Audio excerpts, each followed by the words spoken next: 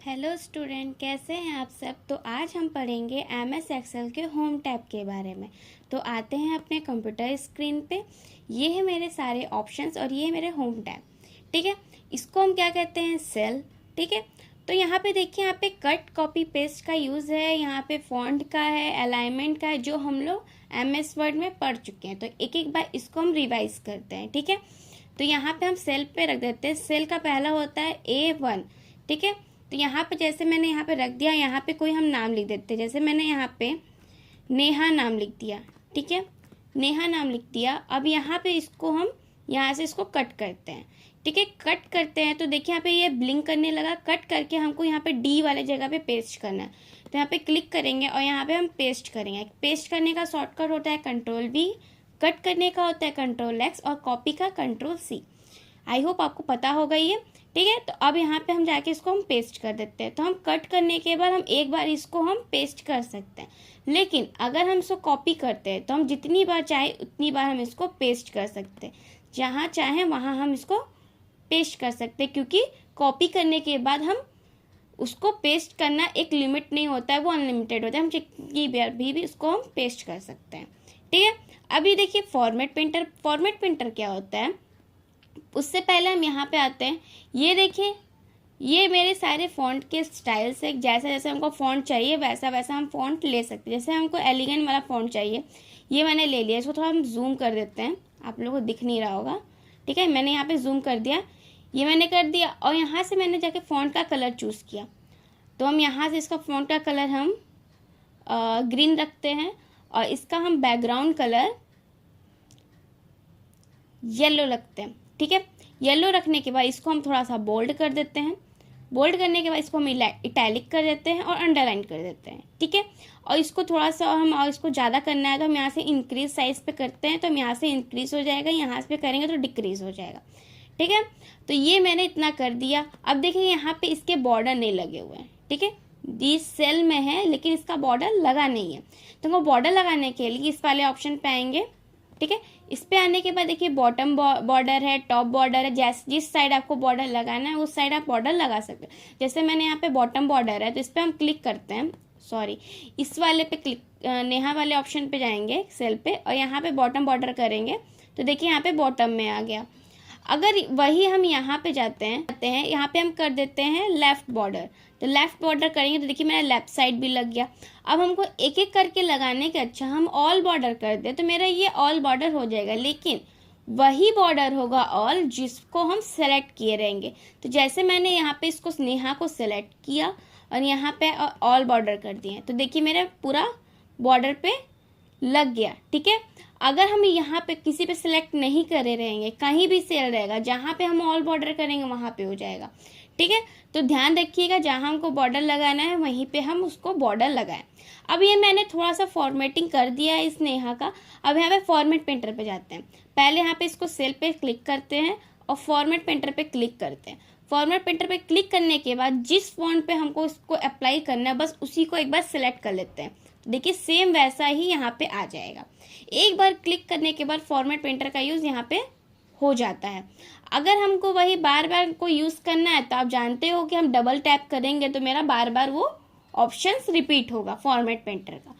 ठीक है, तो जैसे मैंने यहाँ पे हम डबल टैप किए और यहाँ पे हम एक बार क्लिक कर दिए, देखिए फिर भी ये बन के आ रहा है। ठीक है, तो वही होता है, अगर हम डबल टैप कर देंगे तो जो हम चाहे जितनी बार इसको हम फॉन्ट में एडिट करें किसी भी फॉन्ट से वो उतनी बार ये एडिट होता है। ठीक है, आई होप आपको समझ में आ गया होगा। अब आगे देखिए, ये है मेरा अलाइनमेंट। अलाइनमेंट क्या होता है, वही कि जो जब हम फॉन्ट को बीच में, सेंटर में या फिर लेफ्ट राइट कहीं भी रखते हैं वही होता है मेरा ये अलाइनमेंट। ठीक है, यहाँ से हम न्यू शीट लेते हैं। ठीक है, अब यहाँ पे हम कुछ बना लेते हैं। जैसे मैंने यहाँ पे कोई नाम ही लिख दिया, जैसे यहाँ पे मैंने नेम लिखा, टैब दिया हिंदी, टाइप कर दिया, फिर टैब दबाएंगे इंग्लिश, मैथ, साइंस, SST और ड्राइंग। ठीक है, ये मैंने 6 सब्जेक्ट ले लिया। अब इसको हम क्लिक करते हैं। अब यहाँ पे भी हम इसको थोड़ा सा बॉर्डर बना देते हैं, ठीक है। तो थोड़ा जूम कर लेते हैं, ठीक है। और यहाँ पे हम नाम लिख देते हैं सूरज, पंकज, नेहा, अंशु, ठीक है। ये मैंने नाम लिख दिया। अब यहाँ पे इसमें हम फॉर्मेटिंग करते हैं, यहाँ पे जाएंगे और यहाँ पे हम कोई भी एक ले लेते हैं, जैसे मैंने ये वाला ले लिया, ठीक है।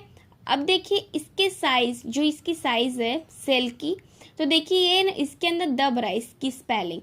तो हम क्या करते हैं, पहले हम इसको ऊपर से इस पूरे को सेलेक्ट करते हैं, ठीक है।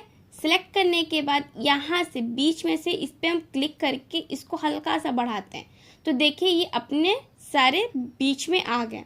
अब देखिए लेकिन यहाँ पे ड्राइंग का थोड़ा सा छूट रहा है, तो यहाँ पे भी हल्का सा इसको बढ़ाएंगे, तो देखिए ड्राइंग भी मेरा सेंटर में आ गया, ठीक है।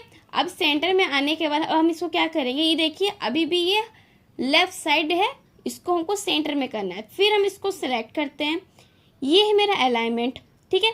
ये मेरा ऊपर के साइड शिफ्ट करता है, अगर मुझे ऊपर के साइड चाहिए तो ऊपर के साइड, ठीक है। बीच में चाहिए तो बीच में, ये भी बीच में, अगर लेफ्ट चाहिए तो लेफ्ट, सेंटर में चाहिए तो सेंटर, और राइट चाहिए तो राइट। तो मुझे सेंटर में चाहिए तो सेंटर कर देते हैं और ये बीच में कर देते हैं, ठीक है। तो जो आपको चाहिए रहेगा यहाँ से आप वो कर सकते हो। अब इसके हमको पीछे बैकग्राउंड में लगाना है कलर, तो यहाँ से हम येलो कलर ले लेते हैं और फॉन्ट कलर यहाँ से हम रेड ले लेते हैं, ये मैंने ले लिया। और यहाँ पे मैं इसका भी फॉर्मेटिंग कर देते हैं, जैसे मैंने यहाँ पे भी इसका फॉर्मेटिंग यही रखते हैं, और इसका भी कलर हम चेंज कर देते हैं, जैसे मैंने यहाँ पे ग्रीन कलर ही ले लिया, ठीक है। अब हमको इसके अंदर बॉर्डर लगाना है। बॉर्डर कैसे लगाएंगे, सेम वही करेंगे, फॉन्ट में आएंगे, बॉर्डर वाले में जाएंगे और यहाँ पे जाके ऑल बॉर्डर कर देंगे। यहाँ पे देखिए आउटसाइड बॉर्डर भी है, थिक बॉर्डर भी है, जैसा आपको बॉर्डर चाहिए वैसा। आप डबल वाला करेंगे तो डबल बॉर्डर लग के आएगा, ठीक है। लेकिन ये क्या है, डबल बॉर्डर है, बॉटम डबल बॉर्डर, ये बस नीचे के साइड ही लगेगा। थिक आउटसाइड बॉर्डर है जो बस आउटसाइड ही लगेगा। यहाँ पे लिख के आ रहा है कि किस साइड कौन कौन सा बॉर्डर लगेगा, ठीक है। यहाँ देखिए ड्रॉ बॉर्डर, आपको अगर बॉर्डर ड्रॉ करना है तो आप यहाँ पे इस पर क्लिक करोगे, आप एक एक करके यहाँ पे इसका बॉर्डर ड्रॉ कर सकते हो, ठीक है। अगर आपको ड्रॉ नहीं करना है तो यहाँ पे बॉर्डर ग्रिड है, तो यहाँ पे इसको आप क्लिक करोगे तो जो यहाँ पे जितने दूर तक आप सिलेक्ट करोगे वो पूरा एक बॉर्डर बन के आ जाएगा, ठीक है। और यहाँ पे अगर हमको बॉर्डर को इरेज करना है, कोई एक्स्ट्रा है, तो यहाँ पे हम इसको इरेज कर देंगे, तो पहले जैसा ये बॉर्डर बना रहेगा, ठीक है। इरेज कर दिया। तो ये है इसकी लाइन, आपको किस साइड से लाइन चाहिए तो आप लाइन भी कर सकते हो, लाइन स्टाइल है, लाइन भी कलर और लाइन दोनों जैसा आपको चाहिए वैसा आप बॉर्डर को बना भी सकते हो, या ऑटोमेटिक यहाँ से पूरा ऑल बॉर्डर लगा भी सकते हो, ठीक है। तो हम यहाँ पे पूरा ऑल बॉर्डर लगाना है, तो मैं यहाँ पे पहले इसको हम नो बॉर्डर पे क्लिक करते हैं और यहाँ पे इसको पूरा सेलेक्ट करते हैं। सेलेक्ट करने के बाद यहाँ पे आएंगे और यहाँ पे जाके ऑल बॉर्डर कर देंगे, तो ये मेरा ऑल बॉर्डर हो गया, ठीक है। ऑल बॉर्डर करने के बाद ये भी आप समझ गए और ये भी समझ गए। अब ये देखिए ये क्या है, मेरा ओरिएंटेशन, कि हमको अपने फॉन्ट की साइज़ कैसे रखनी है, साइज़ और स्टाइल, ठीक है। कि हमको तिरछे में रखना है, वर्टिकल रखना है, हॉरिजेंटल रखना है, जैसे मन वैसा रखना है। तो जैसे मैंने यहाँ पे नेम का किया, नेम का करने के बाद यहाँ पे देखिए बहुत सारे ऑप्शन है, किस एंगल में हम इसको रखना चाहते हैं। क्लॉकवाइज, एंटी क्लॉक क्लॉकवाइज है, काउंट क्लॉकवाइज है, वर्टिकल टेक्स्ट है, रोटेट है, जैसा आपको चाहिए वैसा आप रख सकते हो। तो हम जैसे मैंने ये पहला वाला रखते हैं, तो देखिए ये मेरा तिरछे में लिख के आ रहा है, ठीक है। वैसे अगर रोटेट टेक्स्ट है तो देखिए रोटेट हो रहा है। अगर हमको रोटेट टेक्स्ट डाउन करना है तो लेफ्ट साइड आएगा। तो जैसा आपको चाहिए उस तरह से आप इसको लिख सकते हो, बना सकते हो अपने अकॉर्डिंग जैसा है। अगर आपको नहीं चाहिए तो फॉर्मेट सेल अलाइनमेंट पे जाएंगे और यहाँ पे जो डिग्री है यहाँ पे इसको आप 0 कर दो और यहाँ पे ओके कर दो, ये फिर से नॉर्मल आ जाएगा। ठीक है, ये है। अब देखिए यहाँ पे ये है मेरा डिक्रीज इंडेंट और इंक्रीज इंडेंट, जैसा आपको चाहिए वैसा। जैसे मैंने यहाँ हिंदी पे क्लिक किया, अगर हम यहाँ से इसको करेंगे तो देखिए मेरा left side right side move करेगा, ये सेम वैसा ही है ये। ठीक है, कि अगर हमको किस साइड रखना है, अगर हमको लेफ्ट साइड रखना है तो हम यहाँ से लेफ्ट साइड करके भी इसको हम शिफ्ट कर सकते हैं। अगर हमको राइट साइड रखना है तो हम राइट साइड भी इसको शिफ्ट कर सकते हैं। अगर मुझे सेंटर में रखना है तो डायरेक्ट हम यहाँ पे इसको क्लिक करेंगे अलाइनमेंट पे, मेरा सेंटर में आ जाएगा। ठीक है, ये वेब टेक्स्ट क्या होता है? वेब टेक्स्ट का मतलब होता है कि अगर कोई भी टेक्स्ट सेल के बाहर जा रहा है तो वो उसके सेल के अंदर वो शिफ्ट करता है। जैसे मैंने यहाँ पे लिख दिया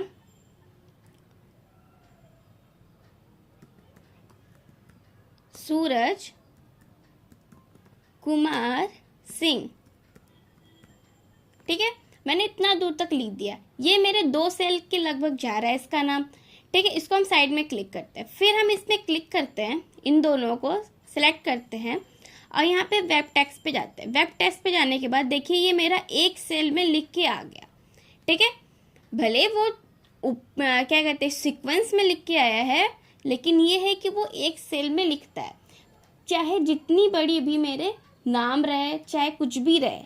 ठीक है, सर नेम रहे, चाहे नाम रहे, चाहे किसी चीज़ का हेडिंग रहे, टॉपिक रहे, चाहे जितना बड़ा भी नाम है, आपको उसको एक सेल में लिखना है तो आप यहाँ पे जाके वेब टेक्स्ट का यूज़ करोगे तो वो एक सेल में लाके वो लिख के दे देगा। ठीक है, तो वेब टेक्स्ट का ये काम होता है कि वो किसी भी टेक्स्ट को एक ही सेल में रखता है, चाहे जितना बड़ा वो टेक्स्ट है। आई होप समझ में आ गया होगा। तो अब हम इसको डिलीट कर देते हैं। ठीक है, डिलीट करने के बाद अब देखिए यहाँ पे है मर्ज and centre. Merge and centre का क्या यूज़ होता है? अब देखिए जैसे मुझे ये नेहा वाले सेल को पूरा मर्ज करना है तो हम इस पे इसको सेलेक्ट करेंगे, यहाँ से सेंटर करते हैं तो देखिए नेहा वाला ये जो टेक्स्ट था वो सेंटर में आ गया। क्यों? क्योंकि ये मर्ज एंड सेंटर है कि अगर हम किसी भी टेक्स्ट की रो या कॉलम को उसको मर्ज करते हैं वो आके सेंटर में आ जाएगा। अगर यहाँ पे देखिए और भी ऑप्शन है, ये देखिए मर्ज एक्रॉस, इसको हम अगर ये पंकज वाली लाइन को हम पूरे को हम सिलेक्ट करते हैं और यहाँ पे आते हैं मर्ज और एक्रॉस करते हैं तो देखिए पूरा मर्ज होगा, लेकिन जहाँ पंकज है वहीं के वहीं रहता है टेक्स्ट। ठीक है, अगर वही हम अंशु वाला करें, इसको करते हैं और यहाँ पे आके मर्ज एंड सेल कर देते हैं, इसको हम करते हैं तो देखिए ये वाला भी ऑप्शन वहीं का वहीं रहता है। तो आपको जैसा चाहिए वैसा आप यहाँ पे कर सकते हो। लेकिन यहाँ पे देखिए अनमर्ज सेल है। अनमर्ज सेल क्या होता है कि जो मैंने मर्ज किया है उसको हमको फिर से वापस करना है, तो हम यहाँ पे इस सेल को क्लिक करते हैं और यहाँ पे अनमर्ज सेल कर देते हैं। देखिए फिर से वो वैसे ही वापस आ गया। सेम वैसा हम इसमें भी करते हैं और पंकज वाले में भी करते हैं। तो ये सारे मेरे अनमर्ज सेल हो गए। ठीक है, तो आपने मर्ज एंड सेंटर का यूज़ पढ़ लिया। अब देखिए यहाँ पे ये जनरल क्या होता है? जनरल ये बाय डिफ़ॉल्ट रहता है। ठीक है, इसमें हम नेम नंबर कुछ भी हम लिख सकते हैं। ठीक है, जैसे मैंने यहाँ पे इस पर क्लिक किया सूरज वाले सेल पे और देखिए तब भी यहाँ पे ये जनरल शो कर रहा है। अगर हम यहाँ पे नंबर दे देते हैं 45, ठीक है, 45 मैंने यहाँ पे नंबर दे दिया। अब हम इस सेल पे क्लिक करते हैं तो देखिए यहाँ पे जनरल शो कर रहा है। लेकिन अगर हम यहाँ पे वही नाम नंबर कर देते हैं, अब हम यहाँ पे साइड में क्लिक करेंगे तो देखिए यहाँ पे जनरल शो कर रहा है। अगर हम इस पे क्लिक करेंगे तो देखिए यहाँ पे नंबर शो हो रहा है। तो ये क्या होता है कि जिस ऑप्शन का हम यूज़ करके उस पर हम जिस ऑप्शन का यूज़ करके हम उस पर अप्लाई करते हैं तो वो उस सेल का बता देता है कि ये क्या है। ठीक है, जैसे यहाँ पे देखिए शॉर्ट डेट का क्या मतलब होता है? जैसे मैंने यहाँ पे मैंने डेट लिख दिया, यहाँ पे डेट है आज 9/8/2026। ठीक है, अब मैंने ये डेट लिख दिया।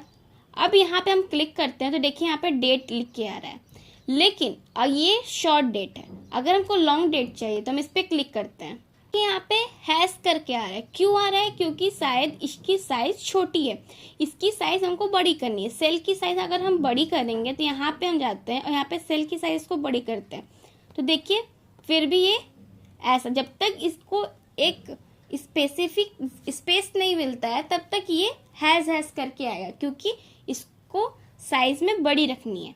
ठीक है, अब देखिए यहाँ पे है करेंसी अकाउंटेंट, जैसा आपको चाहिए। जैसे मैंने यहाँ पे क्लिक किया और यहाँ पे हम करेंसी कर दिए, करेंसी कर दिए, तो यहाँ पे देखिए करेंसी का ऑप्शन बन के आ रहा है। अगर वही हम यहाँ पे जाके अकाउंटिंग कर देंगे तो अकाउंट वाला आएगा ऑप्शन। ठीक है, तो यहाँ से जाके आप जो मन वो आप कर सकते हो। परसेंटेज चाहिए तो परसेंटेज भी आप यहाँ पे जाके कर सकते हो। ठीक है, आई होप आपको समझ में आ गया होगा। और यहाँ देखिए ये है मेरा जो डेसिमल के बाद 0 होता है उसका यूज़ कैसे करते हैं।